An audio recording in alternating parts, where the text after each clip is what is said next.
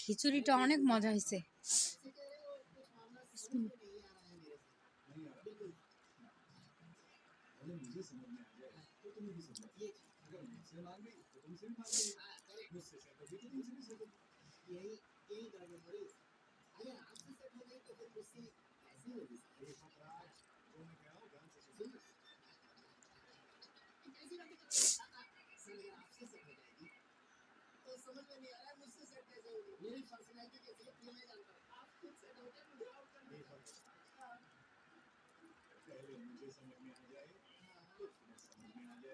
সবাইকে জুম্মা মোবারক।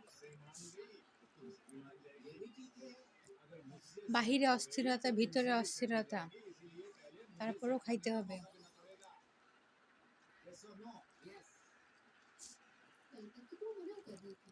আম্মু হচ্ছে পোলার চাল দিয়ে খিচুড়ি রান্না করছে গরুর মাংস দিয়া।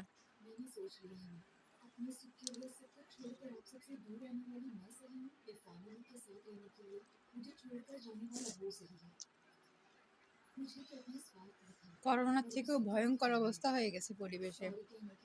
করোনা তো হাত পা ধুলে তাও যাইতো, কিন্তু এটা তো ভিতর থেকে হাত পা ধুয়ে যেখানেই থাকুক না কেন সেখান থেকেই ভাইরাস হচ্ছে।